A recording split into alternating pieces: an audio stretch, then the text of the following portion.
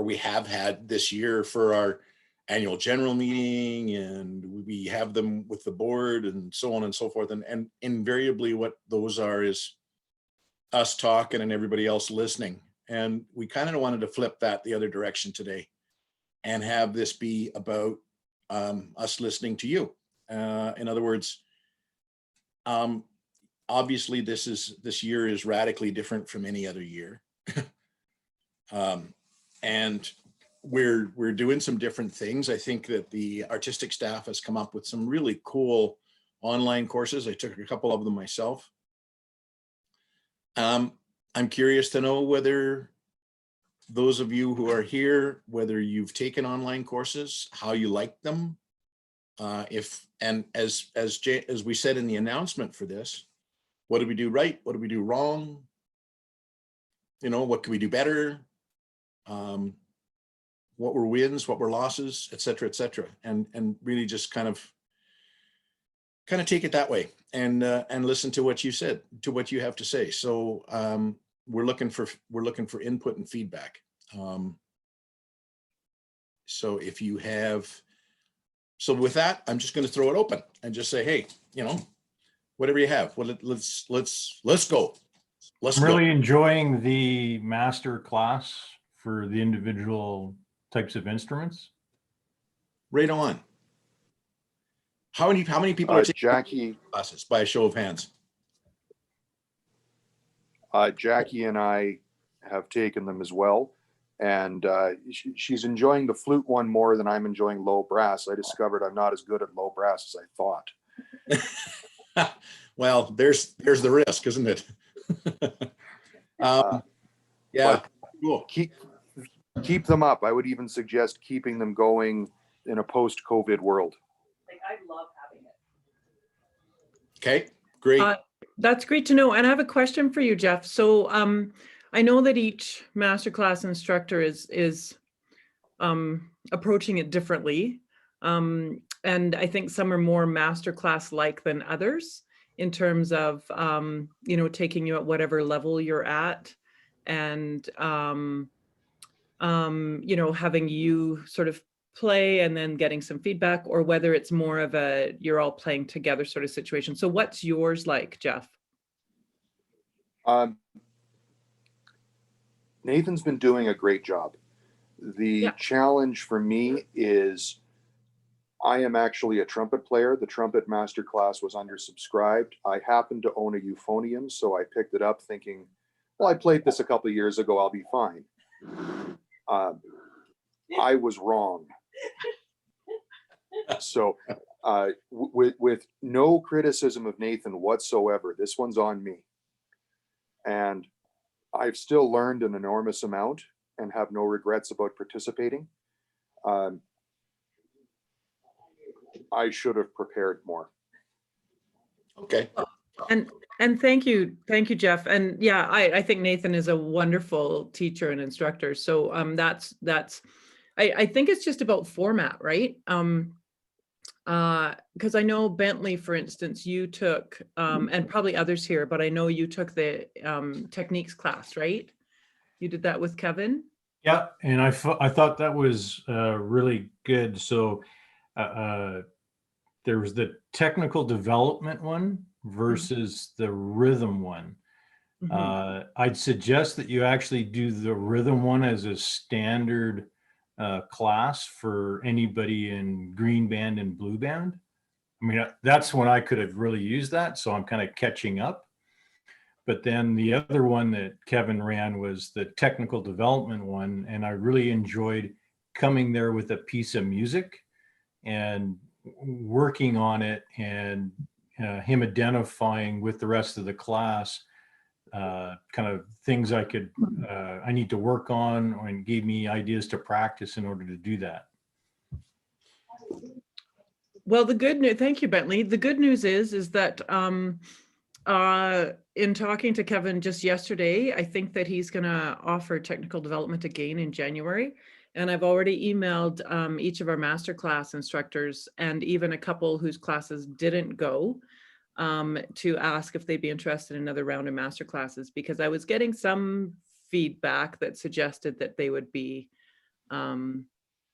welcomed. So I think what we'll do is, like we did in this first semester, we'll do technical development for the first term, and then master classes again for the second term.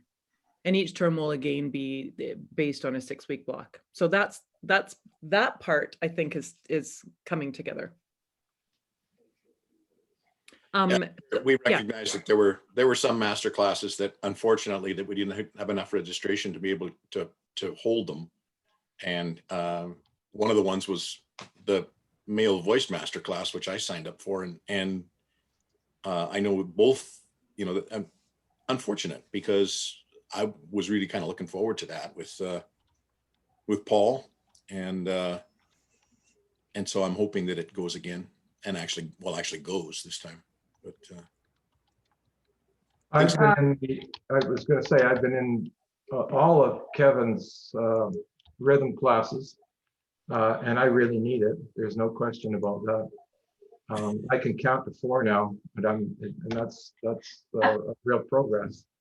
Better yet, he's starting to figure out complex rhythms. 1, 2, 3, 4, 5, 6, 7, 8. Yeah, let's not go there. Yeah, we're out on a walk, and I'm working with Beth trying to figure out rhythms. It's ridiculous.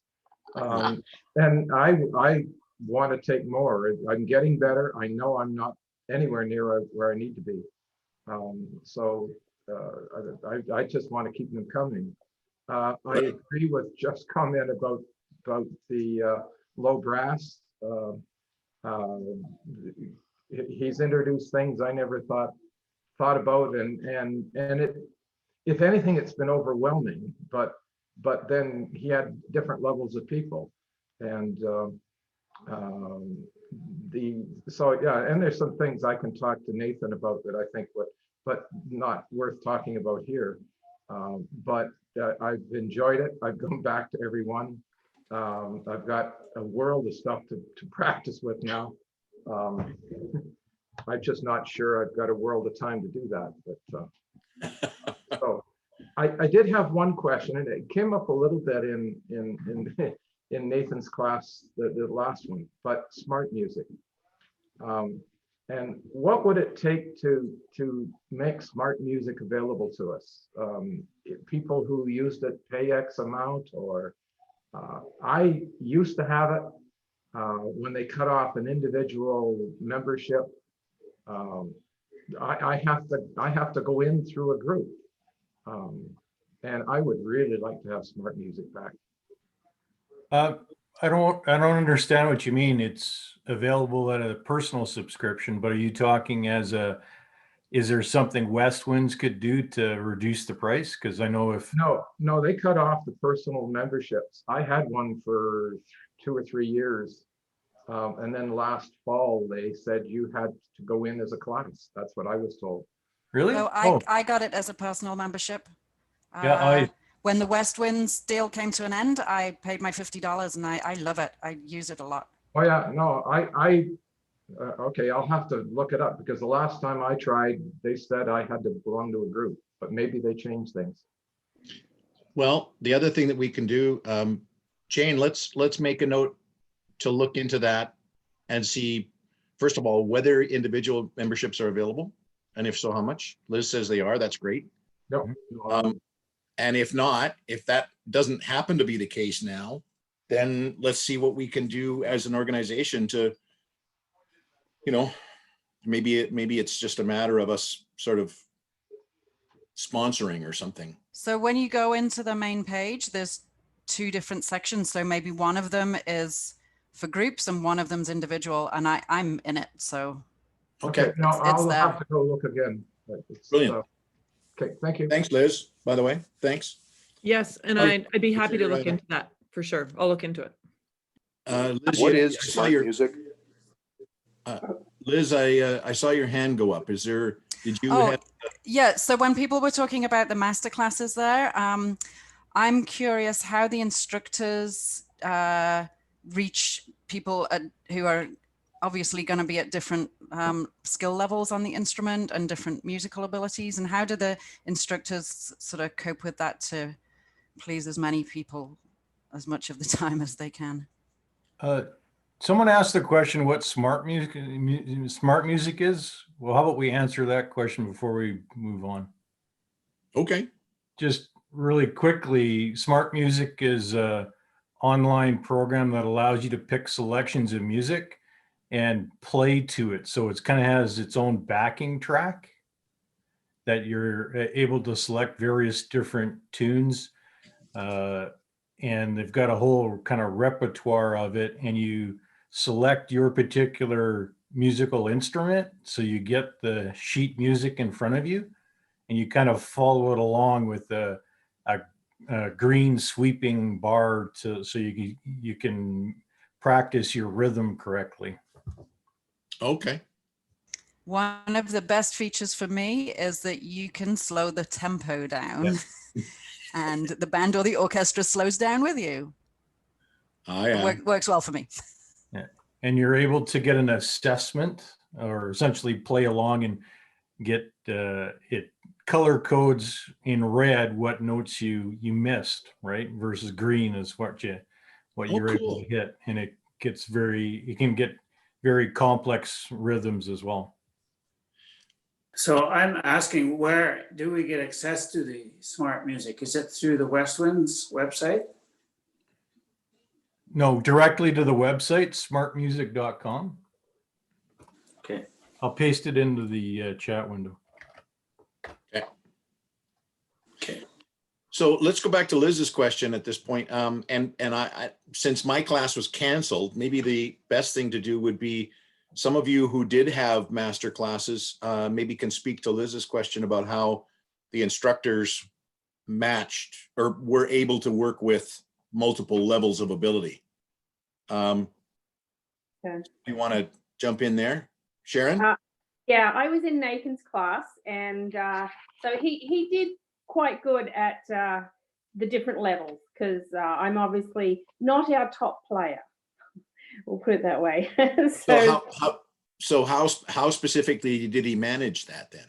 Well, he had to say, okay, you do each thing at your own level, Right. you know, and give options of, you know, because his warm up, I'm like, okay, well, that's going to take me 3 hours. You know, and he, you know, In there.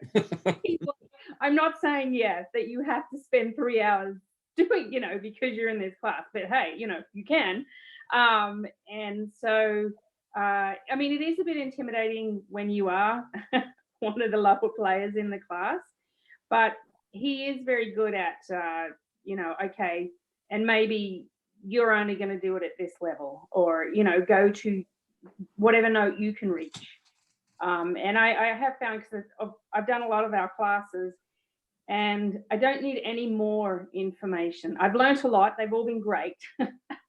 I need to stop and take what I've learned mentally and make it automatic in my playing and practice it. Although I still want to do classes, because I am in my house like a lot of people, so a connection is good, but I don't need to go up any more levels. I need to. My drum teacher used to refer to that as absorbing it into your DNA. Yeah, I need time to take it, You all, know. and groups to do it in. And also, I was in the singing class that also got cancelled. Obviously, a different one than yours. Right. That would be nice, but then, I mean, if you or I are the only one that signed up, then maybe it won't work. But and this has been a great, like, it would be good if this was normally offered, because a lot of us, depending how you come into music, have gaps of, you know, what you've absorbed. The instructors try to throw out theory there, but, you know, normally there's only so much time, and sometimes you have to hear something a lot to absorb it before you take it into your DNA. But it has all been awesome, and I find most of the instructors, when I haven't understood something, if I've reached out to them, they've been more than willing to answer me back and say, oh, okay, well, let's take this down a level. And usually when you ask a question in a course, they're happy to answer it, because someone else usually has a similar question too. Okay, cool. Bentley, who was your masterclass instructor? Richard Harding. Okay, and how did he work with that with the issue of multiple ability levels? He kind of started from the beginning and went through kind of all the rudimentary pieces and kind of built up on that. So he, said at the beginning that, if you've seen this before, please be patient. But, he felt that he just needed to go through all that. And I really appreciated that piece of it. Everything from, we talked about, reeds and mouthpieces, and then, fingering at some point, and then built on it from there. Okay, thank you.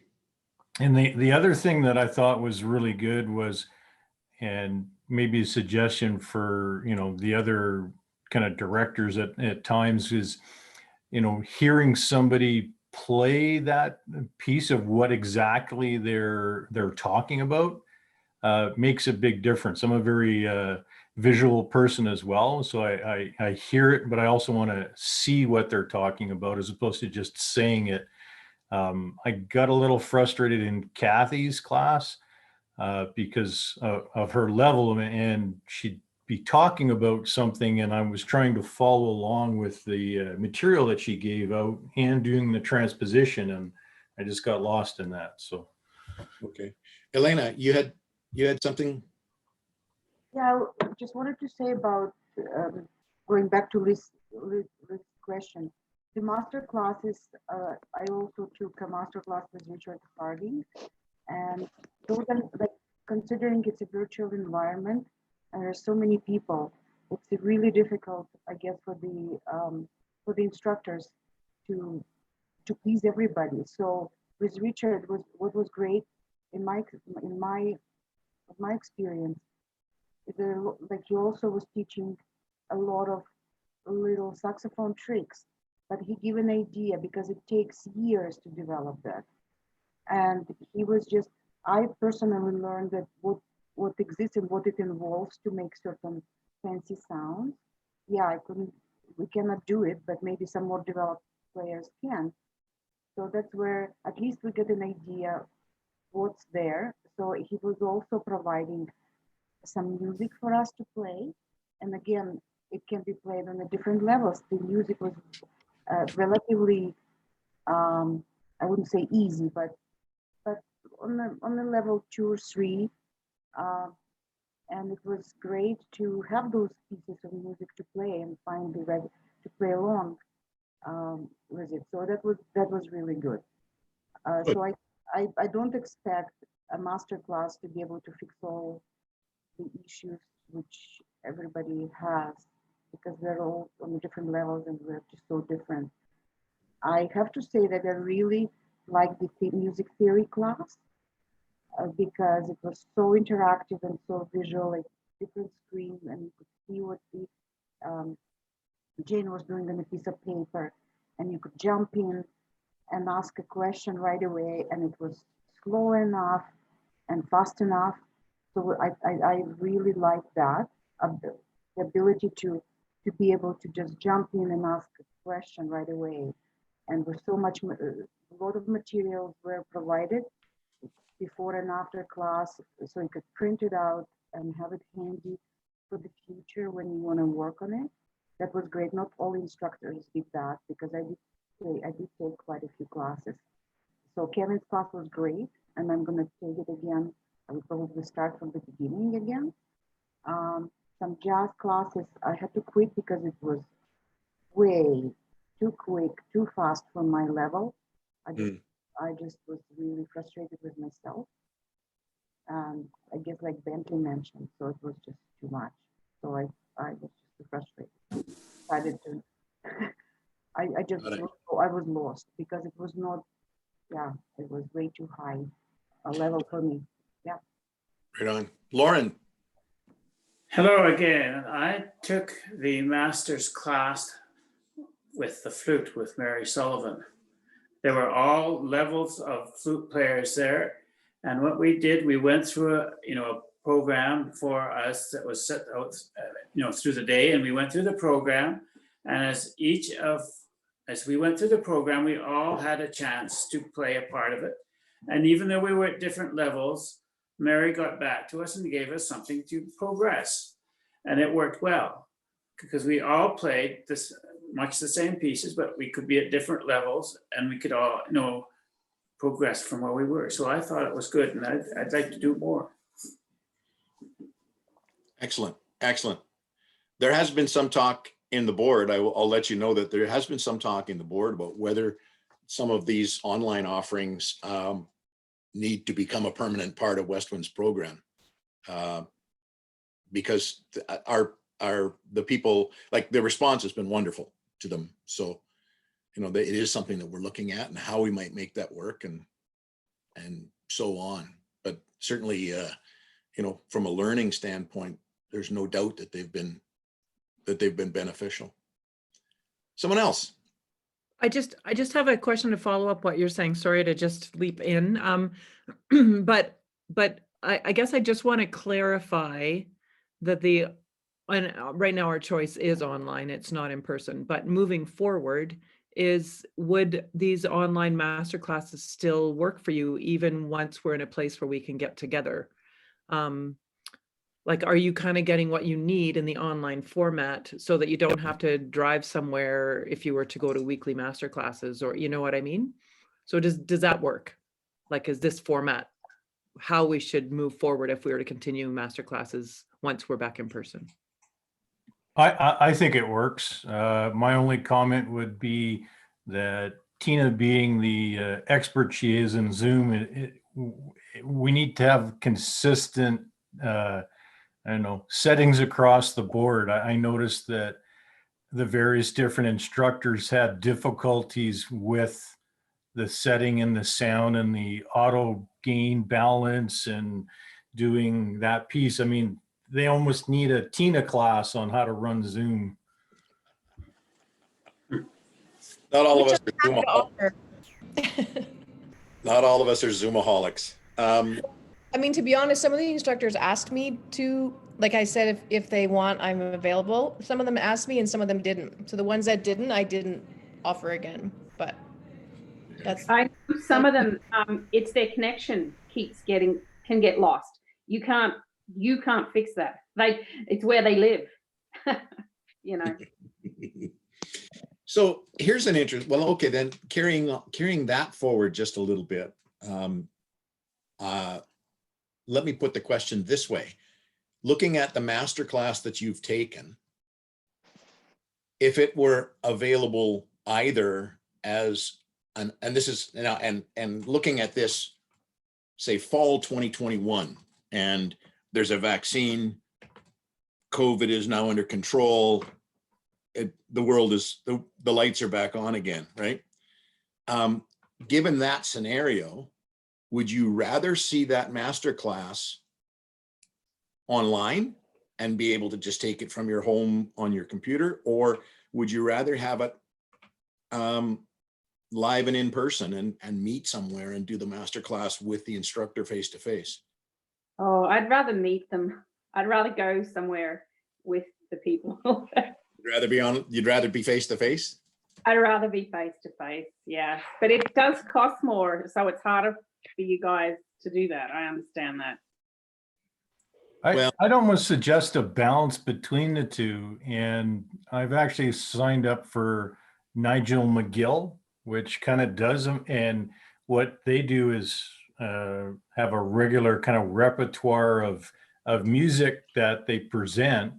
But then, I mean, he's in England, right? But they have this weekend workshop. And so that's when everybody kind of gets together on that. And I could see that same parallel of having, let's say, a weekly masterclass, but then once a quarter get together and have a weekend session.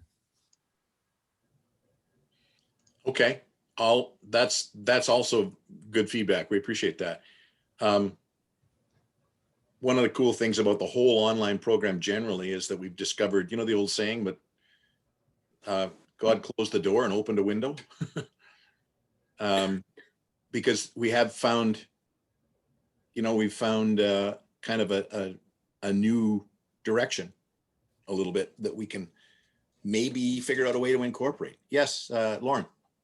Yes, I'm okay with a masterclass online. Of course, it's always preferred to be live, but what I'm looking for is there any way that we can have some classes, whether they are master or not, with more than one instrument so we can play together as a band?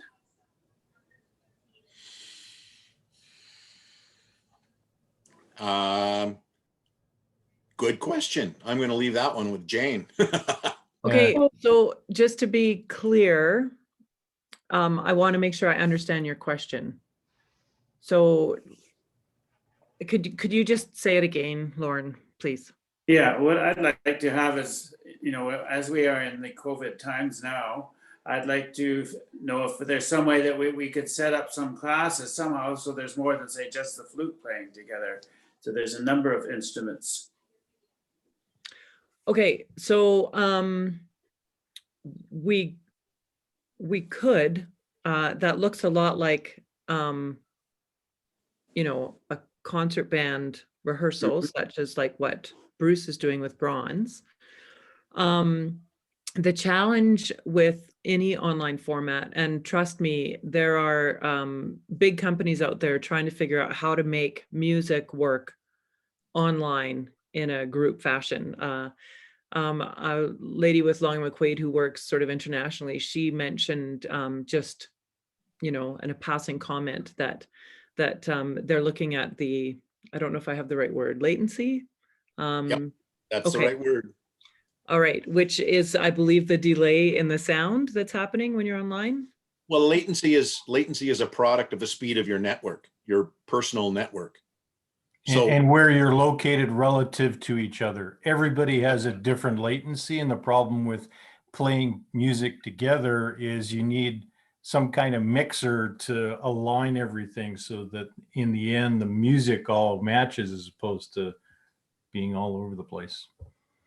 So that the latency is our biggest issue for being sort of able to do this in a fashion that's a little more satisfying to everybody, I suppose. That gives us more of what we appreciate of being in person. So like I've been substitute teaching these last few days or last couple of weeks actually at a high school, and so this last week, as you know, was our first week of completely online classes, and so I literally sit in a rehearsal and I don't ever hear the students play. So I give them directions. I give them exercises that they can play. I play them myself in the room and say, okay, play along with me. Half of them don't have their cameras on, so you don't know what they're doing. Although we encourage that in band class, but to have them on. Obviously, with a bunch of adults, if you signed up for and chose to do this, that would not be the issue. But I find myself, I'm at the end of a rehearsal and I've not heard a student play. It is the most unusual format, let me tell you, and very unsatisfying for me. And I'm hoping that the students are getting what they need. We do use, the school has bought smart music. And so I was just looking a little bit into smart music here as well. So they've bought smart music and then bought memberships for each of their students. I know each student, I think, is like $10 or something once the school buys the membership. But what I don't, and I could be wrong on that, so I'll look into it more. But anyway, so smart music is definitely one of the things that works in that format. But even so, there's issues with how you share the music. And so, like, for instance, if I want someone to, like, if I want the students to play along, they can't hear it through my setup where I'm sitting. They have to hear it through their computers, right? Well, not necessarily, but it works best if they hear it through their computers. So then they can adjust their volume accordingly and they get a cleaner sound. Sometimes though, like I said, I would play something and ask them to play along. And so those can be technologically, it takes a bit of practice as the instructor to get that sorted out, but it's very possible. So now sort of back to your question after kind of explaining some of the challenges. I think the hard part would be is that we would really have to do it at an appropriate music level. So like if I were to offer a blue band class, for instance, then what is that? You know, I certainly, I know Chris does bronze band and does it very well, but he also has access to a lot of technology that I don't necessarily have, which costs money. So like there's all those sort of challenges too, right? To really make it worth your while. We have a certain number of limitations just individually to have all the things that would make it work the best. So that's a really long answer and it probably isn't very satisfying, but I hope it helps you understand some of the challenges that we face in terms of attempting to do these things. The virtual recording stuff that has been happening in various places is a huge time commitment. Anywhere from 25 or 30 hours up to compile it, and then you have to have the right software and like for instance my daughter's at U of L and there's about, I don't know, I'm gonna guess maybe 15 or 18 of them in a what's called a global drumming class, and they each sent in their video recording to their instructor and he was compiling everything, and then my daughter's video actually ended up being in reverse, and so he was going to try and fix that, and then someone's name was incorrect on the screen, and so he was going to try and fix that, and when he went in to do that, his whole computer crashed because the volume, I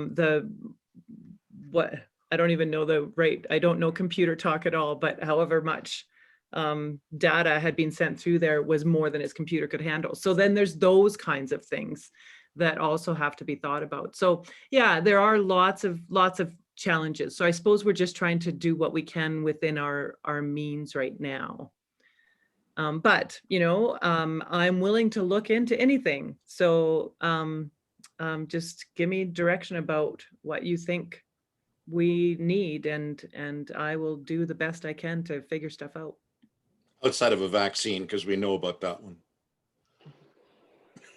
What about the possibility of, I don't know, I'm going back to the rhythm classes. There's some rudimentary ones that I think, green band, blue band, even bronze would benefit from, and actually recording them and have kind of a library of them to draw back on.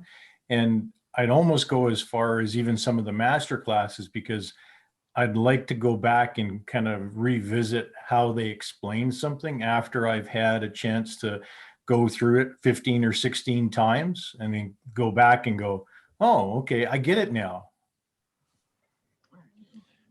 Yeah, I think, I mean, as Jane was explaining, if we can figure out certainly any kind of a thing where you've got a recorded backing track and one person playing to it is manageable on an online setting. And I think that's why smart music is really taken off the way it is. If we can figure out things to do where we don't have to deal with like everybody singing or playing together and it's sounding like everybody's on a slightly different delay, loop kind of thing. Well, I'm talking about actually recording almost like the lecture that the director is doing. Like that. Putting it on YouTube as an example in a private channel that you're able to review again after you've kind of gone through that session. It's kind of like I've listened to it once already. I go practice the different stuff, and then I go back to it again to kind of go, okay, I didn't quite get that. Am I doing it right? I'd really hate to see some of my clapping on a YouTube. Well, that's why it's in a private channel. Yeah, even in a private channel. I just, one of the things I think the online classes are ideal for the rhythm and counting is great. One of the things Nathan's has done is given me a world of material to work at. And as I said, sort of implied before, I don't need another world of material. This one's going to last me for quite a while. some of the things that part of the class where we're trying to play something together is virtually useless. And that needs to be in person. I think there's a place for a mix. And the mix is, as Bentley's doing, it's a balance. And the mix is around providing people with a lot of good, like Nathan has done, resource material to be able to use. Great. But a master class where you're trying to play along or whatever, it's got to be in person. The rhythm and counting, I have really benefited from that and would continue to do it if you put it on even when bands are back. But I think the most important thing that this has done is it's kept people interested. It's kept people practicing. It's kept people touched to West Winds. Yep. And by doing that, you deserve a huge round of applause. And I really think that's true. What you've done with that is excellent. The one master class that or not master class, but as introducing more people to smart music, I think is good. When I first got into it, it was vis-a-vis Chris, and he did a couple of sessions in bronze band or blue band, I mean, showing us how to use it. And master and smart music can be quite, there's a lot of pieces to it. And an online class on smart music, I think would be something that would be most useful. I've figured out quite a few different parts, but there are things in there that I'm quite sure I don't know. Enough said. Jane, do we have anybody in our artistic staff that is a smart music guru? Chris Herard? Yeah. Okay. Sorry, I'm just going through. By the way, there is, I'm pretty sure there's choir stuff on smart music too. I am not a smart music guru. Liz is nodding, and she is a choir lady. Yeah. A little bit. Let me think about our other directors, but yes, we do have Chris for sure. Okay. The library of band, orchestra, jazz band, those libraries are huge. The vocal stuff is a little bit, quite a bit smaller. Yeah. Okay. Let me circle back to a question that Bentley had. The answer to your question about recording anything that we're doing on Zoom is yes, we can. And all we need is the space to put it, because like an hour-long recording, I was recording the Gold Jazz class that Jonathan Bell did, and each hour is about a gigabyte, just over a gigabyte of storage. So as long as we have some place to put those recordings, yeah, absolutely we can. Do you have a answer is a definitive yes. You have a FOIP issue with that. Like if you record it and you keep it, that's fine. If I recorded it and put it out to everyone, I recorded you. It's just a legal. I'm sorry, that's incorrect. Oh, is it? FOIP does not apply to private businesses and nonprofit organizations. It only applies to the government. But PIPA applies. No, it does not. They only apply to the government. Those acts only apply to the government and information that the government stores. They do not apply to private businesses, and they do not apply to nonprofit organizations. Well, having said that, there's still the issue that people don't like it, and we would get complaints. That's a completely different issue. I know, I understand that, but we've had that. We have to be careful of our members and respect their wishes. So, as I mentioned in the box there, and Tick can speak about this, with the new website, there's a possibility, I assume, of looking at a members only login. So these are all new issues. Like when you sign up with the paper form, there is a thing saying if we use your image or your picture, then you sign that on the registration form, but we haven't done that with the online courses because it hasn't been possible. So there are, whether or not it's a legal thing, it's still a consideration that we would like to look at, I think. So, But we should be able to record the Zoom sessions where you only see the presenter and not see the participants. We should be able to do that. Yeah, I don't think that there's anything wrong with that.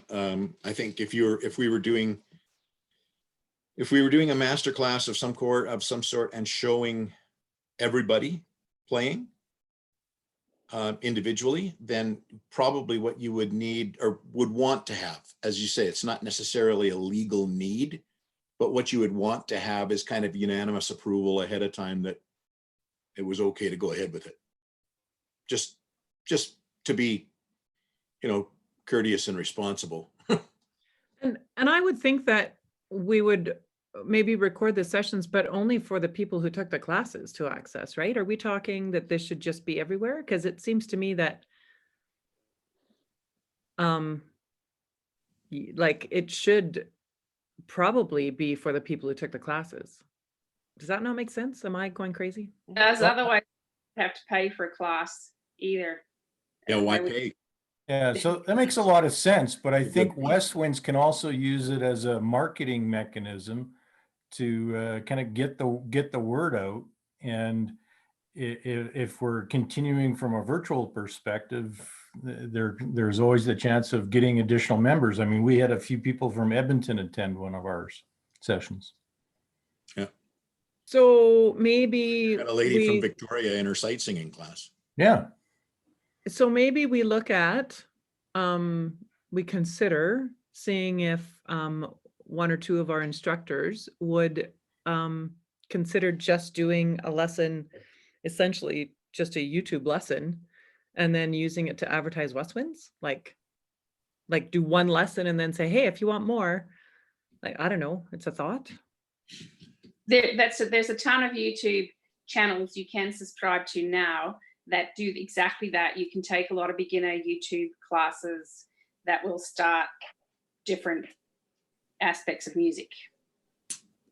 So that already really exists on YouTube without West Winds. Are you saying that because it already exists, we shouldn't leverage that marketing? No, I guess it exists because it is a marketing tool that works. So, and the closing the deal is, oh yeah, and by the way, when COVID's over, we do get together in person, right? And so I see it building on things, and that you have, the private the private sessions with the instructor to build on your technique. And then really when we get together, it's about playing with each other, not the technical development or the skill development. And that's where I see the video sessions being able to help individual students at that particular level. I just saw a text from Lauren that he's got to drop off. He's run out of battery. But yeah, I like the idea.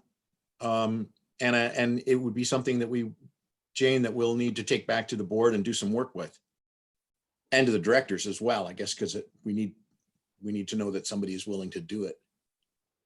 So Jane and I will do that. We will take that back to the board and investigate whether that's something that's feasible and how we can best go about it. For sure. Why not? have you thought of just doing simple little social things like we're doing now, like just a coffee and a chat? One thing I've thought of is like leading a Christmas sing-along or something like that, where we all just play our own, because normally now we'd all be learning a Christmas carol or going to concerts, and a lot of us aren't doing any of that. You can still only just hear yourself and the instructor, though. I've been in Anita's choir and Jeremy's blue jazz, and the appeal of those activities to me is the social aspect and the making music aspect in a group and hearing a big sound and lots of harmonies and all of that going on. And it's not replicated online at all. Yeah. I And gotta again, it say, gets- I really admire the instructors for, you know, continuing on and having so much energy and positivity.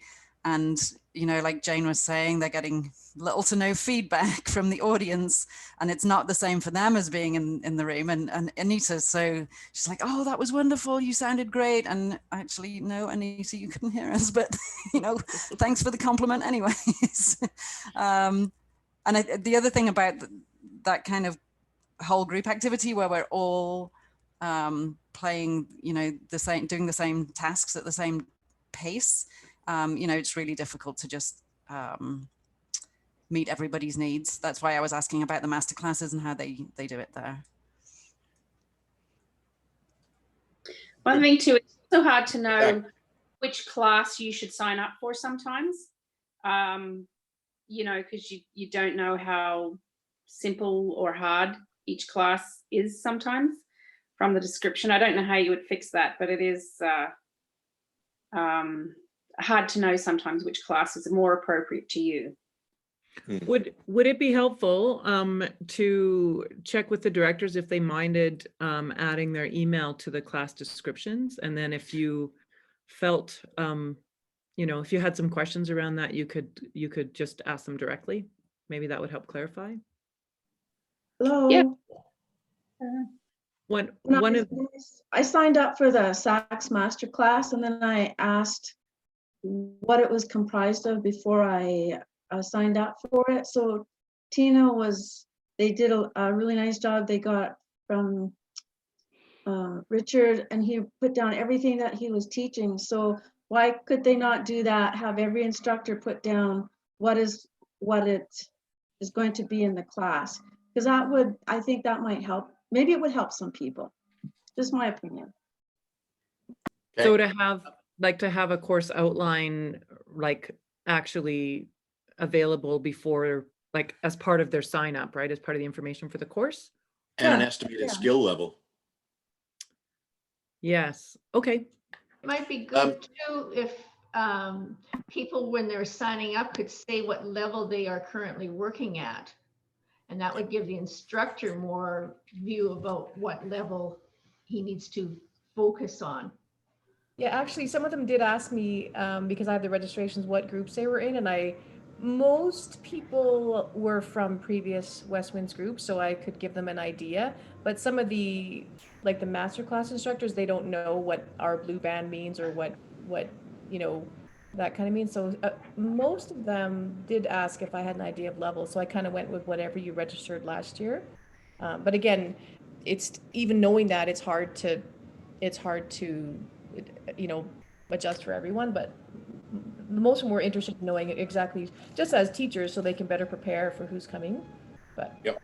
Well, and so, one of the other challenges with that is that like if we're too specific about what we say we're going to offer and it doesn't meet enough people's needs, then people won't necessarily sign up. But if we can be a little bit more general and then adjust for what people need once they're in the course, I mean, there's sort of that aspect of it too, right? So that, you know, you might look at it and go, oh, you know, that aspect of this isn't going to work for me, but then maybe it doesn't work for anybody. And then the instructor chooses just not to do it, you know? So I suppose it's a bit of a moving target in a way, right? To try and meet people's needs and also give them enough information to make sure that the course is going to work for them.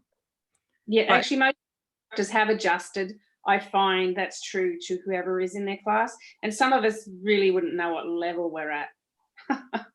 We're just in a band.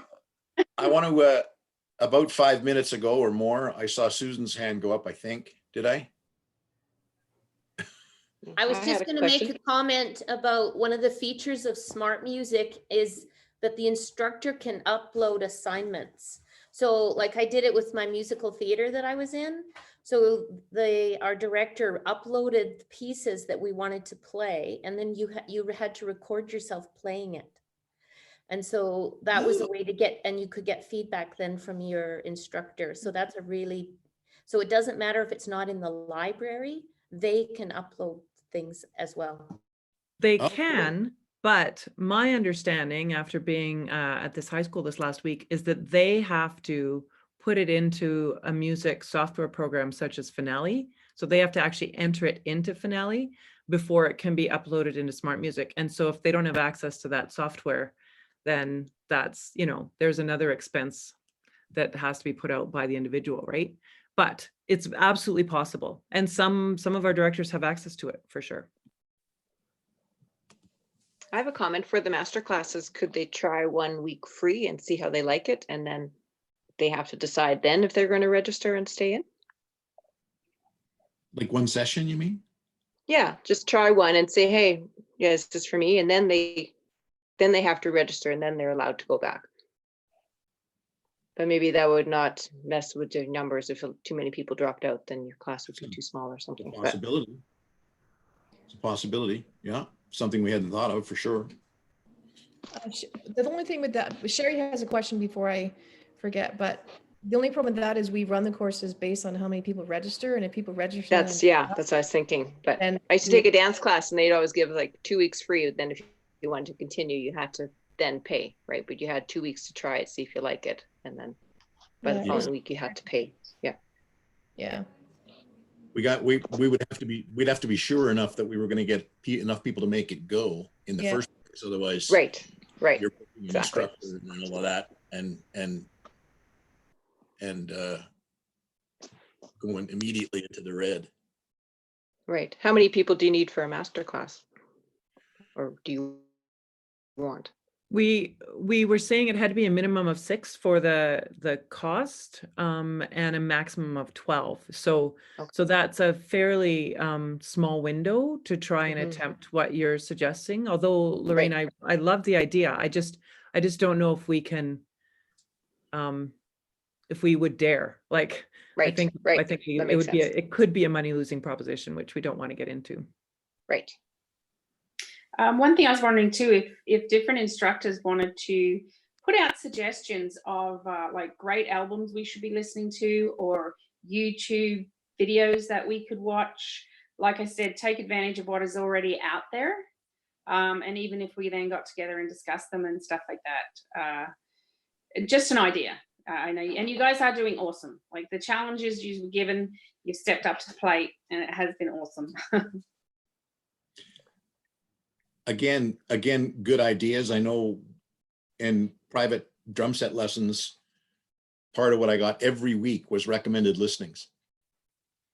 Just, you should listen to this guy because he plays Afro-Cuban better than anybody in the world, or get this Michelle Camilo CD because it's Afro-Cuban in a big band setting, whatever it was. For that particular week, but Tyler would always give me recommend some listings for me. Sharon, can I just ask you another question about that? So do you mean that as a course? Do you mean it like as a genre? Do you mean it as a trombone player from your masterclass instructor? Like in what way would you like that? Do you want it its own course? What are you thinking? Well, it could be any of the above, because I know in some of the classes people will throw out, oh, listen to this, listen to that, listen to that, and I know at the end I've tried to scribble down stuff, and I think, oh, I've lost it, I forgot who it was or whatever. Yeah, like if each one wanted to put out, I know Nathan has done that, like this is a great trombone player, or and there was the jazz appreciation class that was run at the beginning for free. It was such a bad connection for me, it wasn't worth it. Like, and he would play them and then you couldn't hear them properly for me. And maybe it was my Zoom.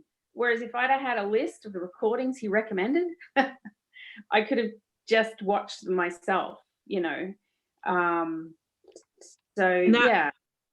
know for sure that, sorry, Bruce. I was going to say that might be an easy one because one of the ways that you can do that is use the chat. Is have the instructor use the chat and put links, titles, listening, all of those sorts of things. Have put it in the chat and make the chat available afterwards. Because if you record a session like we're recording this one, for example, one of the things that's an individual file that is certainly not a gigabyte in size is what went into the chat. Yeah, and I also find, because I watch on an iPad, so if I follow chat, I can't see the class. Like, No, but you could easily be, you could be emailed a link yes, that would work. after the fact, and then the chat would have those recommendations in it. Yeah, and Nathan does do, after a class now, he often does do that, but just, I don't know, I just thought there was a lot of opportunity there for everyone to. The other thing that we've discovered, Sharon, is we're all getting a little bit better at how this Zoom thing works. And as I was sort of saying earlier, it's how you share it. And so you can choose to share a link from your computer now, and it would go directly to your computer. So you would be hearing it through your own sort of Wi-Fi. But it would be coming from the director, if that makes sense. So I know that sometimes we tried to listen, like, I can't remember, I think it was Jeremy, where he was trying to play the song on his computer and then just have you hear it on him not being muted. And so that doesn't work so well. It works much better if we share it to you and it's your sound in your house. So that's one of the things that we're beginning to get better at, I think.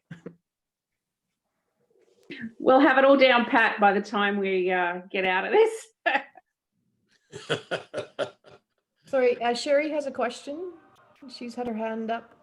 Oh, yeah, so it's not really a question. I was just going to give you my perspective because I was in the Green Band. I think I was a bit unusual in the Green Band in the fact that I don't have any music knowledge at all, whereas the other 8 of them all knew what bars and staffs and treble clefs and all that was. So for me, it was a huge learning thing. And although Scott was really good at explaining it, if I missed a class, and I did, or you know, sometimes I didn't quite get it, then I found I was really behind. So Jane's class of the music theory was phenomenal for me. Like, it was so good. So I would strongly recommend that. But I think it might be, I don't really know.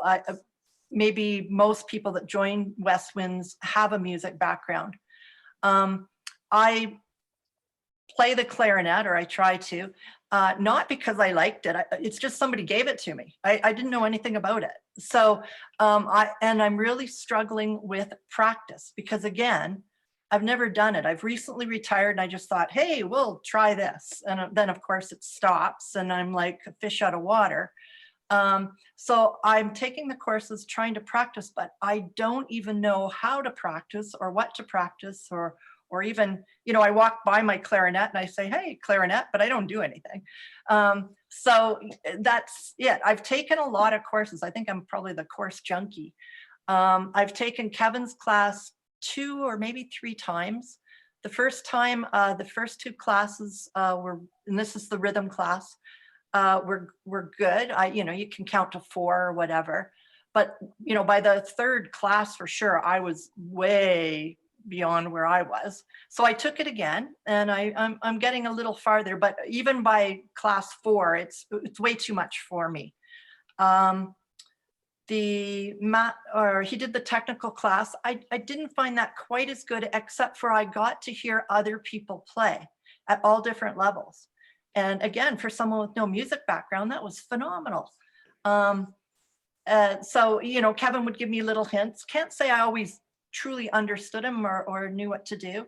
I find when I exchange emails with the instructors, every single one of them is wonderful at getting back. Jane, Kevin, I'm doing Cedric's clarinet class. And like Lauren said, playing with a band is great, but I really like the fact that I can play, or I get to hear and see other clarinetists, so I could get that feel.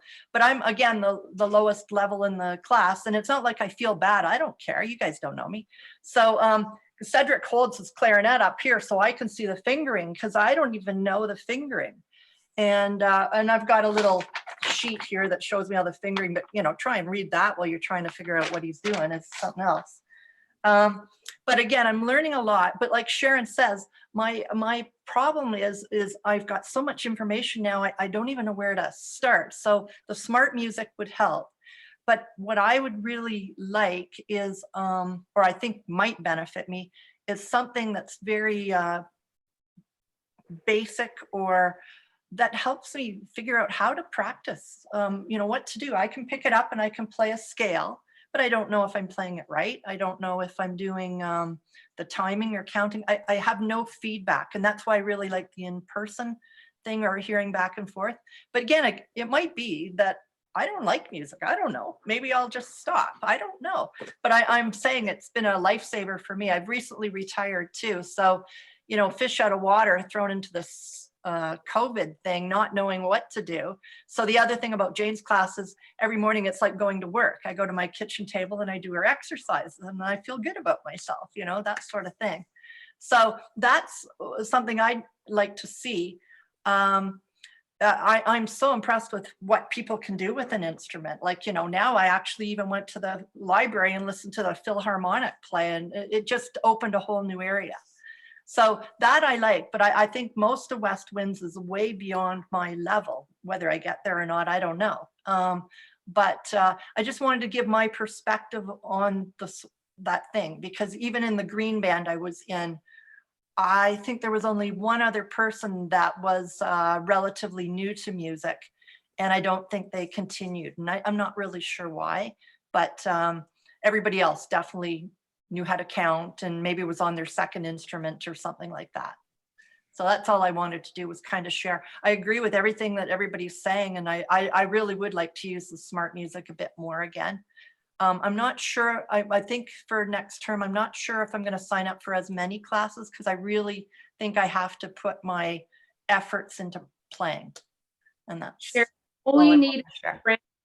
All you need is a music friend at your level. Absolutely, Sharon. I was thinking that. If I could meet someone, but I will tell you, like in my clarinet class, we got Emily Weatherall and Sean something. These guys are just going faster than Cedric. And I don't have anybody that I've found. I haven't been there long enough to find anybody. It's harder right now, because I've got 10 for me, like me and Bentley would get together. We all started in green. There's a few of us started in green band together. And yes, I wish if there was a way someone could help you connect with someone else.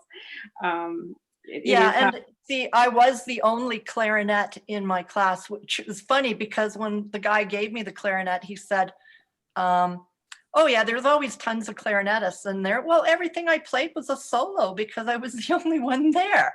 And I don't know if I have to play with another clarinetist, and maybe it could be someone else, but I think that would be something I would like, is to be matched up with someone, maybe at my level or not, but I might end up just taking a private lesson with someone. That's why in the general meeting, I asked if there was a list, because again, all this is new. I don't know what you guys offer. I look on the website and then I get bored and I go have dinner or something. I don't know.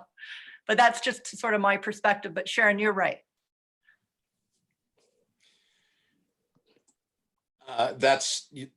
You can never go wrong. I don't think you can ever go wrong with a private lesson here and there. A private lesson will always, because you can, obviously the level is going to be tailored specifically to you. So, and I know that we have, Jane, we have a list of private instructors, don't we, somewhere? Yeah, they do. And I've actually looked at it. The other thing is, I think I'm a social person. So going to the concert rehearsals, you wanted to go. And I like going to the Zoom and all that, but it just lacks something. So if you guys do offer it in the future, I'll do both. Yeah, I mean, obviously all of us are in a situation where we would love to be making music with our friends in our rehearsals. And at the same time, we can't. So that will all, the old saying, this too shall pass. And we'll get back to that. But for the time being, this is what we have. This is our current reality. So do we set this up like a a dating opportunity and you say, hi, my name's Sherry and I'm a new clarinet player. Is there anyone out there who plays clarinet who wants to play with me? Oh Lord, another dating site. Oh my God. Can't say my husband would go for that. That's music. Oh dear. So we are, I think, we're just past the hour here. Jane and I are happy to stay on if people have other things that they want to talk about with us. But I'm just mentioning that if we are more or less done with what we needed to get in, and yes, Susan. Yeah, I just wondered, I just wondered what we're doing to keep in touch with people who, for whatever reason, haven't been able to be in any of the Zoom activities or anything. Like, I'm in the bronze band and the women's choir, and I know there's faces missing. And I just wondered what we're doing, West Winds, to keep in touch with some of those people, or if we can. So specifically, the only thing really that we can do is that, and there has been, discussion both on email and in our meetings as to whether our email invitations and our email communications should only go out to people who are currently registered with the half price membership for online courses. Ordinarily, like in a normal year, I would absolutely do that. I would absolutely say that, you have to be a member to be communicated with and to be invited to this sort of thing and so on and so forth. But we are adjusting that this year a little bit because we know that there are people who, for whatever reason, maybe they just don't like the idea of online learning at all, or haven't been able to find something that appeals to them. So I've asked on several occasions, I've asked Tina to send communications and so on out to everybody who was a member last year when we were still in a full rehearsal setting. And we'll continue to do that until we're back into a full rehearsal setting, just so that people, so that West Wind stays in more or less in the front of people's brains. Because again, as you say, as somebody mentioned in this chat, it's important that, people stay in touch, that they don't feel left behind or left out or abandoned or whatever else. So we are adjusting some of our sort of policies and rules and communication strategies and so on and so forth to be inclusive of those people. So that when we are, when the lights do come on again and we get back into in-person rehearsals, that we're not going to have, concert bands with 15 people in them. I mean, with the possible exception of Green. So, if did anybody else have anything? Yeah, Liz. Yeah, I just wanted to make the comment that in Jeremy's jazz class, there's been sound quality issues like ongoing, and because he switches between trumpet, which is very loud, and then his voice. And I tell myself, I didn't pay very much for this, so we'll just put up with it. But it's got to be solvable. I can't help thinking. Okay. And if it takes purchasing a external microphone, I don't even know what, but I would be willing to pay more to have a better sound experience in a music class. And also, just directly to Sherry, I took up the flute 3 years ago, and I had very contrasting experiences in 2 different types of private lessons. So if you wanted to chat about that, I'd be happy to share my experiences with you. I'll put my cell phone number in the chat box if that works for you, and then you can give me a call.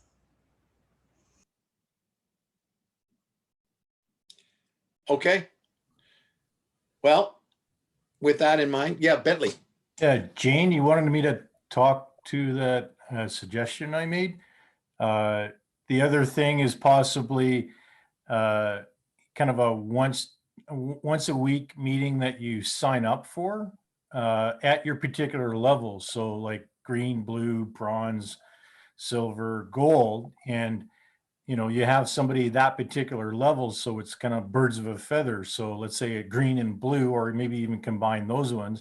You're talking about more of the fundamental pieces and the skills and the training side of things. And then as you go up to the next level, you're working on more, call it technical aspects, and you might even break it and have one for jazz versus concert band. I don't know. It's just a suggestion. And that way you're at this certain level, because all of these discussions that we've had in the last hour, there's been some element of skill level, and maybe that's a way to address it. Okay. Thanks. Bentley, will you just hang on at the end, like if you have the time, or I just want to chat with you some more and talk it out. Okay. One other thing I was going to mention, somebody talked about the social aspects of this, and I'm going to just put this out there that like I happen to have a Zoom account, and I know some other people do, but our jazz band is getting together for a Christmas drink virtually on Zoom. West Winds has 2 Zoom accounts. If an ensemble, and I would recommend that you do this through the ensemble, through the group manager, if an ensemble wanted to use one of those accounts for one night, as long as it wasn't being used for online teaching, but to arrange a get together, I think we could probably figure out a way to get that done. I mean, obviously this is not, it's not you and your mom and your 3 cousins. This is a West Winds thing, and sort of on an ensemble by ensemble basis. But hey, there's no reason. The Zoom account doesn't cost us any more if we use it more. It's paid for by the year. So we have a couple of them, and if they're not being used for teaching, and if an ensemble wanted to get together and have a social Zoom, I think, is there any reason why we couldn't do that, Tina?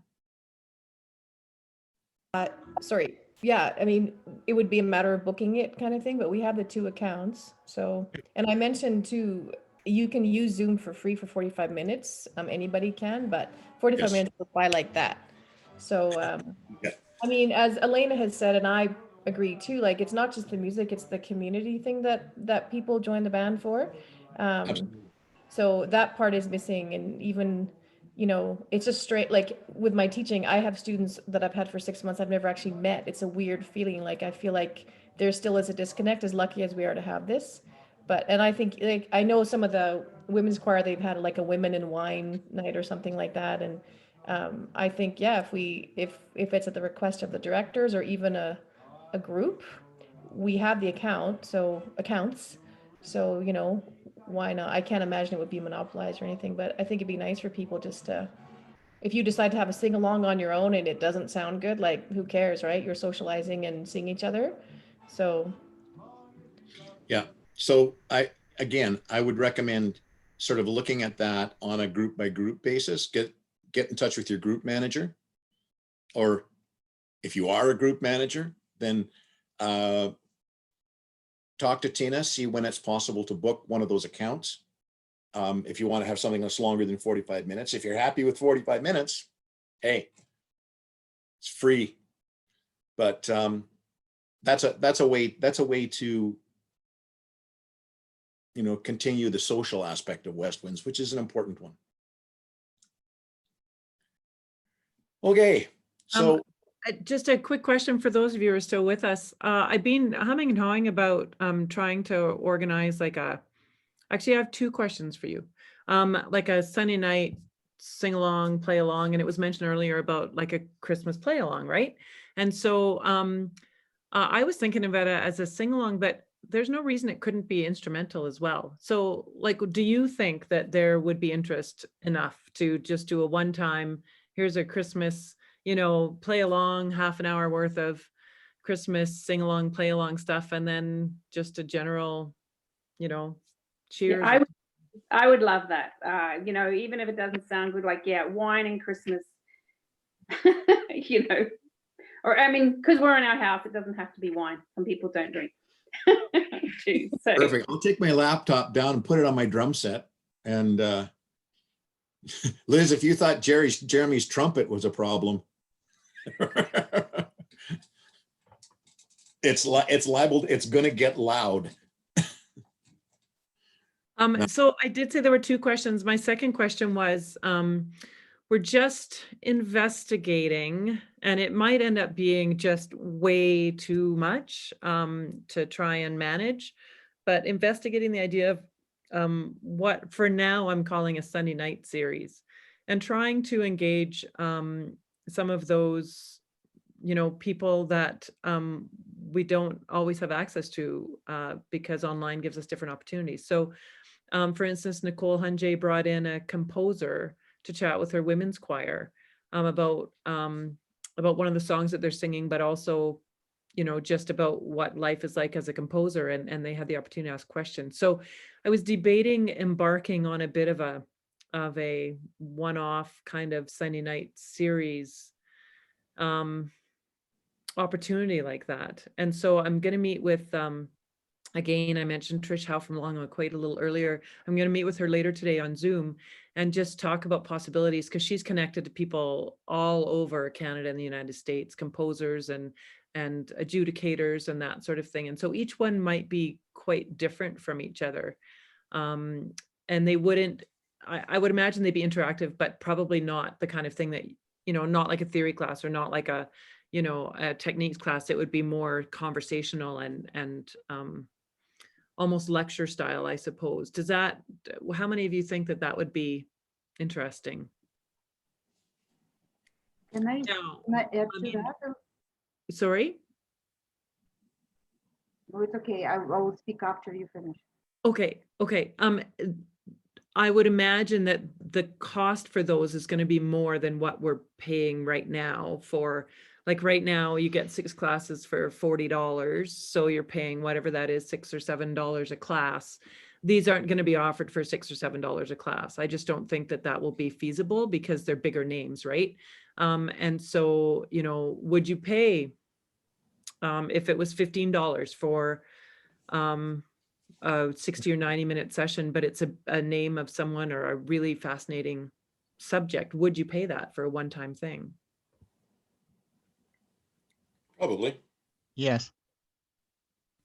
Yeah, I'd pay $15 to hear Heebie Jeebies and Gerard and Cedric.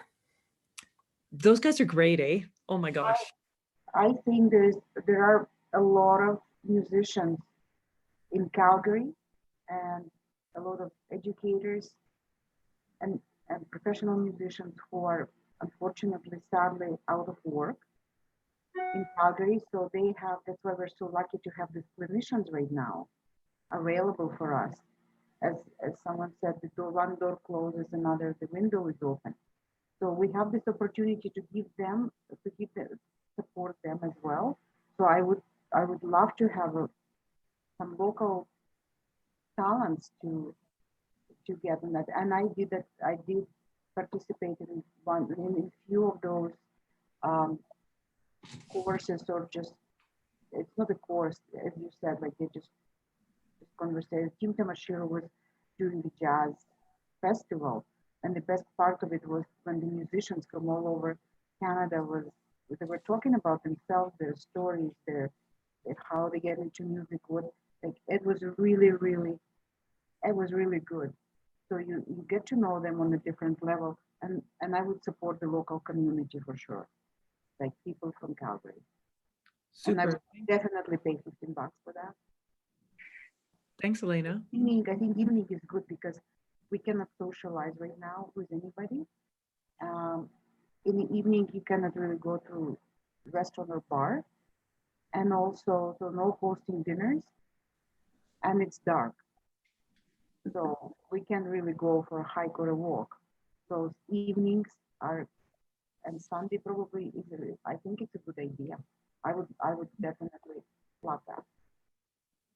I bet you there's also a lot of just musicians in West Winds that would be able to give little mini, sing a few songs or play a few songs. We've got a lot of musicians play a lot of different instruments. I'm sure someone out there could give a little something.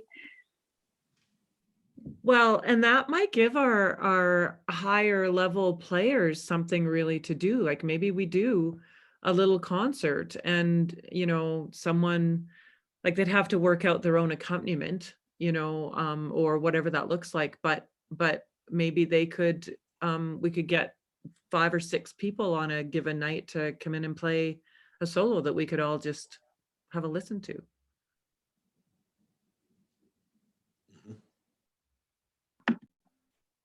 I just have something to say. Lots of times when I was doing on the master class, I would be on Zoom, but it would all of a sudden it would kick me out. So I don't know if it's my computer or what. And sometimes with the music, it would tell me on my computer my bandwidth is low. So because I don't know a lot about computers, so I find that part of being on Zoom, doing everything online, I find that quite frustrating.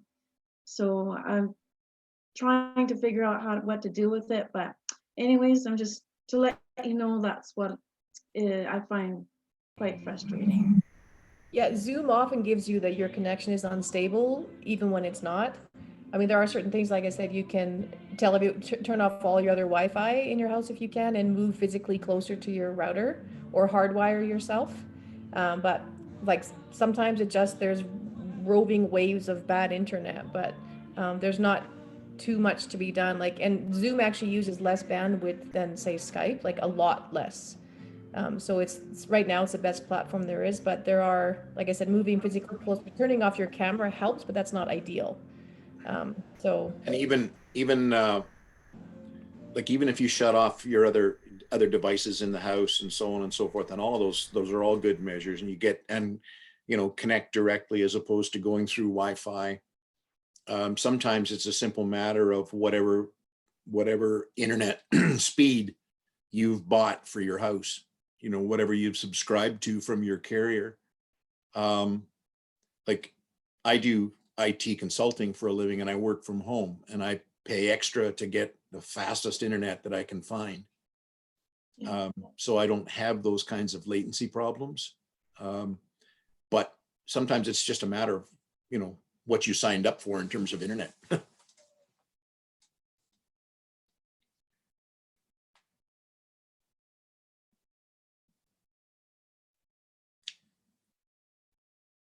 Okay.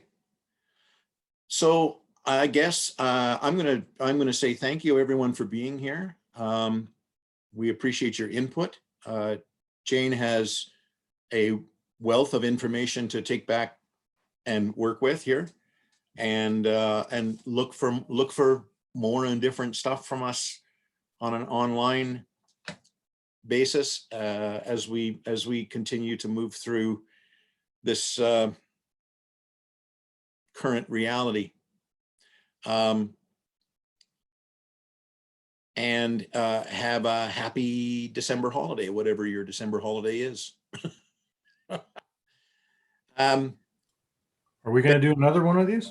I'm gonna jump off, and the rest of us can choose to stay on or not. I know Jane, you wanted to speak with Bentley for a minute or two. So for the rest of you, have a great holiday. Thanks for coming, and thanks for sharing your thoughts with us. Yes, I agree. And that's another, Bentley just asked, was it Bentley? Are we going to do another one of these? So would you like to do another one? I do it in January. Okay. Kind of as the program kind of solidifies and. Yep. Sure. These are not hard to put together. So absolutely, we can do another one. Excellent. Sounds Okay. good. And if anyone wants to talk through this idea with Bentley and I, feel free to join. Or if you have something else you want to add, I'll hang on here for a bit. Okay. Thanks, Bruce. Feliz Navidad. Okay, you. Bentley. Hello. So, your idea, a once a week meeting that you would sign up for, like run it like a course? Kind of, yeah, and almost call it remedial music, right? And what I heard in the discussion over the last hour was really at the various different levels, and the student wouldn't necessarily kind of know where they're. Well, yeah, I mean, they get comfort with where their level is, right? And so if they're at blue band as an example, that you'd cover things that whoever signs up for it wants to cover, but it's addressed at that particular level. And then practicing techniques or like a practice regime and just kind of going over that. Or it actually, if it's kind of a once a week thing, it's like, oh, I've got my music session I want to go to. And that helps you kind of drag you out of your doldrums and making sure that your practices. So like, Bentley, did you practice this week? Sharon, did you, you said you were going to work on this, did you? Right. And just kind of keep some almost like accountability in a sense, but also it gives you the chance to call it express yourself or your frustration. It's like, I'm trying to do these, Mixolydian scales that Richard introduced. And it's like somebody else says, well, what's a Mixolydian scale? And then you kind of go, oh, well, here it is. And this is what I've been doing to practice. And you kind of go, Sharon, what are you doing to practice? And it's like, well, I'm just doing, boring long tones again. Right. And then it's like, well, how about you mix it up to this? And I've found this resource on the internet, and you share that piece. So Sharon, are you doing Bronze Concert Band? Oh, you're still muted. Sorry. That's okay. No, I'm Nathan's class, and I'm doing what am I doing? Oh, jazz. That's right. Jazz improv. Yeah. Yeah. And they're both very challenging for me. Right. So I'm glad I didn't do anything else. Although they do take it down to you try to do it at your own level. And I'd like to continue them. Like I said, I've got to get better at what I already know. But yes, this connecting with someone, I'm still going to do a course because like it's that accountability that if I was just left alone in my house, it might not all happen as much as if I have to play the next week. And some of the courses I might have done more, but I wasn't sure. I didn't want to take on too much. And I'm glad I don't have anything more than those two classes. Mm-hmm. So I guess like I'm thinking that right now Bronze Concert Band kind of is doing what you're asking, but not quite. The technical development, or like the course that Kevin did first semester, Yep. like does that meet those? Yeah, so that one actually I thought worked out really well. I'm not taking the bronze jazz band or concert band. Yeah. But what I really liked about Kevin's session was, he talked about, what's your passion, who's your artist, find a piece that you want to work on. So it's kind of almost a PhD sort of structure. And that's my piece. And well, how are you going to approach it and play for us that week? And so he made sure that, there were 6 people that played the first week and the next 6 played the second week, and kind of alternating back and forth. And then talked about, what you specifically needed to do to work on. and how it sounded to the rest of the people that were attending, and they provided input. So you're learning by listening to Kevin teaching or making suggestions, but then you were also put on the spot to kind of go, well, what did you think? What do they need to work on, right? And air support was the big one. Make sure you've got lots of air support. And As an Kevin, example. Kevin made you play. I'm finding Mhm. Nathan is good. It's intimidating because there's so many good players, but yeah, I think I seem to need that being made to play. So Yeah, and that's where having, and with your point, I've got kind of a split opinion that you're in a group, if you're at, let's say, a blue level, that you're comfortable playing with that level of audience, right? As opposed to if you're in the gold guy, the gold guys, we're probably going, come on, dude, right? You might be surprised. I think more advanced players just really appreciate that newer players are working at it, like, because we all started there at some point in our lives, right? So Yeah. although I get it's intimidating, because I feel the same intimidation anytime I try to play jazz.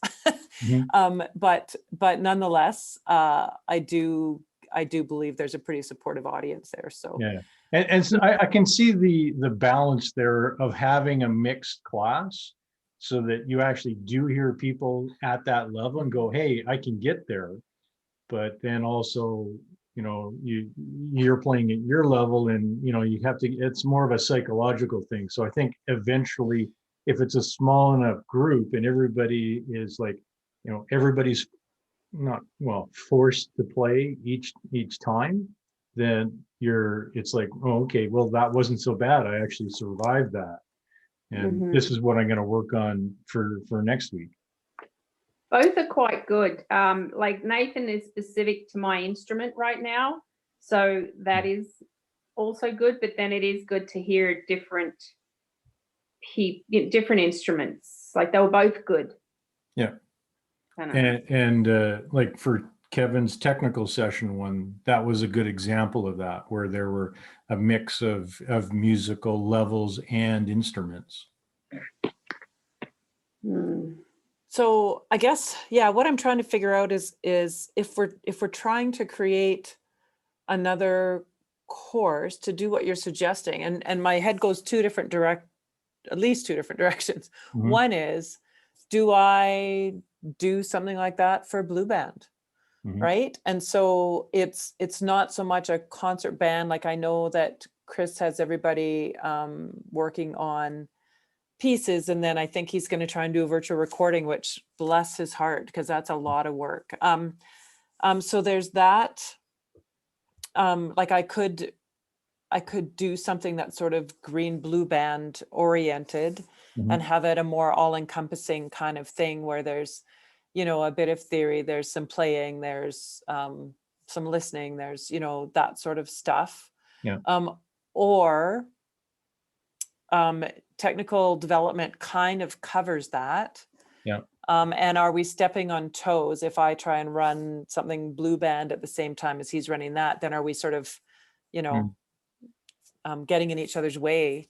Yeah. How about this? Yeah. Where it's kind of that technical development piece, and was there a lot of interest in that course? Like in the first term? Yeah, for signing up. Yes, because he ended up having to split it into two. Like he had 25 or 26 people. Yeah.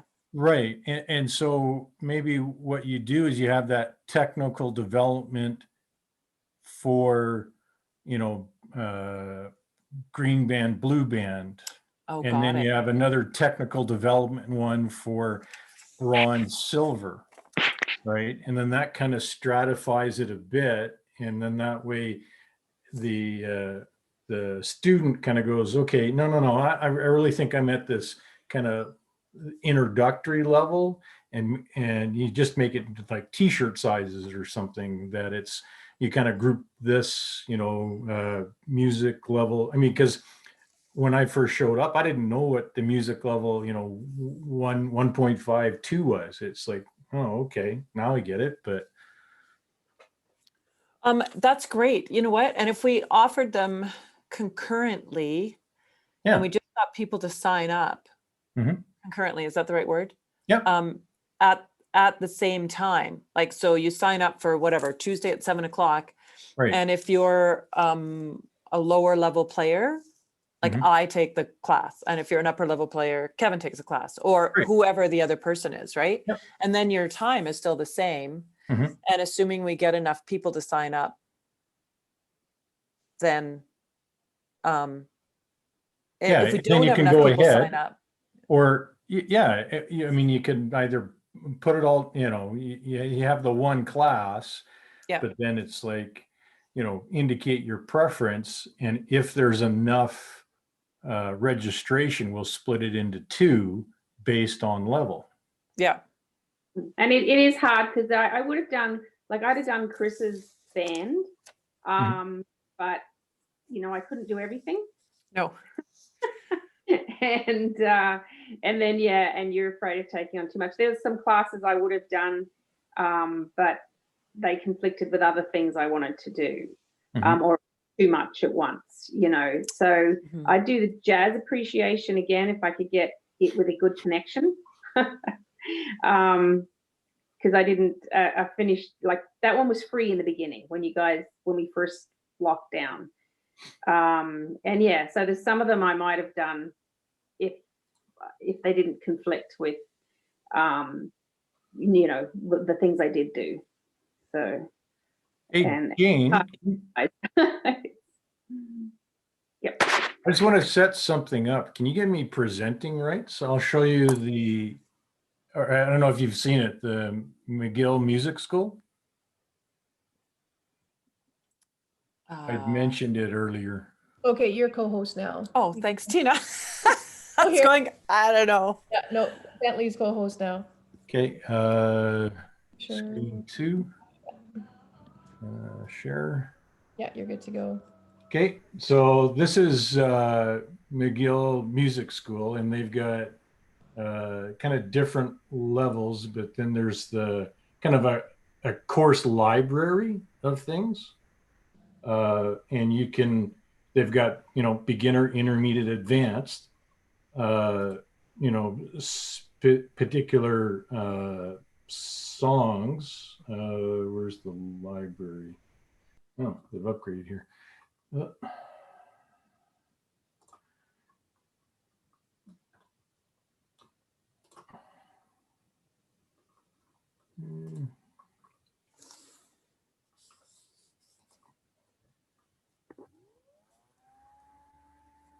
Free trial today. I don't know. I remember what's going on. Why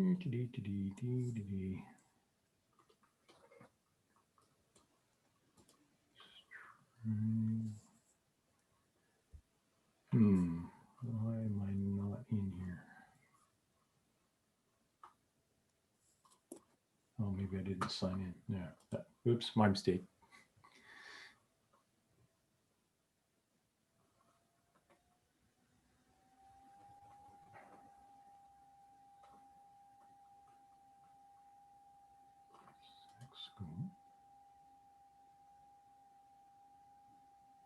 Here we go. And so they have kind of a setup where they're various different courses, and he'll go through a session. Let me just find one. He talks about ear training, various different patterns. So, intervals, pentatonic, lots of technical kind of sessions. And what I find beneficial is I can do it at my pace to understand where he's going with this. Is this for every instrument, Bentley? No, this is just for saxophone, alto and tenor. And so, you know, to be able to apply it to west winds, you know, you might have to you kind of adjust it a bit and maybe have, you know, different instructors do, you know, low brass and woodwind and others. But so What he'll, was it a cost? yeah. So this one's like, I don't know, $200. Okay.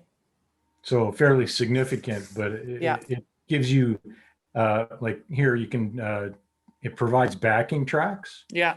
as well as the sheet music to kind of play along with it. And so that's kind of the skill development and course piece. So there's the skills side, there's kind of theory sections, and then he has a master class once a month that you'll sign up for. And you can actually volunteer to play at that session. Mm-hmm. Wow. And you'll kind of go through, and similar to Kevin's class, where it's like, hey, that sounded really good. Try working on this. Or, you know, what reed are you playing with? Maybe try a 3 versus a 2.5. And, you know, those sorts of improvement kind of comments. Mm-hmm. Cool. This is really great. I have to go to the bathroom. Oh, sure. Is there any other sort of burning thing? I think I have what I need from you. Like, I think, Bentley, I think we'll try and, I suspect that we'll just do what you're kind of suggesting through a couple levels of the technical development class, if we can, if there's enough interest. Yep. But then as we move forward, I could see coming back to that idea again. Mhm. So if you decide to take the technical development class, and if we can split it into 2, let me know if that kind of meets the needs of what you think Yep. you'd be looking for. And if not, then we'll see if we can tweak it and change it for next time. Yeah. Okay. You know, and then the other piece, it kind of taking different strategies, and this is my business head about me, is that whole marketing side of things. Yeah. And, you know, you release something on YouTube, you know, how to play blah. And it's like, oh, hey, these guys are from Calgary. And the deal closer is, hey, when COVID's done, we actually get together, but maybe we continue that balance of mix of online sessions for that stuff that really is about skill development and theory. And when we get together, I mean, that's really all about playing, and that's the focus that we should have there, as opposed to I've always struggled with the skill development prior to that class. And so what you'd be able to do with the technical development session is taking stuff that you're learning in class to figure out, you know, you bring it and you say, Kevin, I'm trying to listen to, you know, the trumpets or the trombones behind me, but, you know, it's kind of messing me up. And like, where is this? How does this all fit together? And you're able to ask those questions that maybe require a little bit more, you know, at your own level, as opposed to kind of going, you know, hey, Nathan, you know, stop the entire class and I've got this, you know, to move it on or to get it lined up. Right. Excellent. Well, Bentley and Tick, I just want to say it is because of the 2 of you that this even happened in the conversations that you and I had. And so thank you. I think I would say it went well this morning and it was pretty successful, and holy smokes, do I have a lot of things to follow up on now, but for such good reasons. So, yeah, thank you. And thanks, Sharon. I have appreciated all of the things that you've chimed in and said. I actually love your perspective a lot. By the way, does Neil live with you? Oh, mute. Nope. Okay. Just because I think he's still got the Barry Sachs books from when I was away for Gold Jet South. So I'll have to connect with him at some point before we're back in person and get those Unless maybe Kathy, no, everything's shut down so fast. I'm guessing he still got them, but anyway. For the smart music thing, I think that would really be helpful as well. Because I mean, that gives you that feedback and practice. But the other thing is, you know, rather than having the instructors use Finale to write up the session of what they're doing, just use the material that's in there and you Right. pick this For song, now. that song. Yeah. Play. Tina, could I get you to follow up on the smart music stuff? Yeah, so as people were talking, I logged in just as me, and it doesn't, like, Liz said it was $50, but I didn't get to that point. Like, I didn't play anything, but I logged in as me and registered, and it seems like I can access it. Yeah, it gives you a certain level at the Yeah. kind of the free piece. If you wanted a bigger repertoire of music to Then I play imagine I have with, to pay, yeah. then you have to pay for it. But Yeah. the way I interpreted it is, if you belong to a school and they had purchased some, it's actually a discount for the. Yeah, that's what we, like, I think Scott did that originally, didn't he? And It was, Smart Music was offering it free. yeah, oh, okay. Yeah. So what would it look like for us as an organization Yeah, I'll have a look. to buy it or to whatever, get a subscription? And then I think there's still a per student fee, Yeah. but maybe we could take the big cost and split it all out and, you know, I so can maybe look if the at in-person per person fee is $10 or $15 or something, then and ours is like $300, then maybe Yeah. we charge $20 a person or $25 a person. Yeah. So it's still less than they might pay as an individual, but we can do it as a big thing. Yeah. I'm guessing the $50 she was paying probably gives her, like, as people were talking, I just logged in and there was no, it brought me right to some stuff that I could play, but I didn't actually play it. Like, Yeah. So, but I imagine there's an option to log in as an organization, I think. So Yeah, I looked quickly too, and it kind of said, it really sends you to a school. And so it may require actual contacting them. yeah, there's a little chat thing. Yeah. So I can, yeah. That'd be great. Okay. Sure. All right. I really do have to go to the bathroom. In So my notes. I'm gonna run. Yeah. Awesome. And Tina, I have a couple questions for you. I'll email you or we'll chat later. Yeah, I'm okay. around. Super. Yeah, okay. yeah, sounds good. Thanks so much, everybody. Thanks, everyone. Okay. Thanks, everyone. Bye. Bye.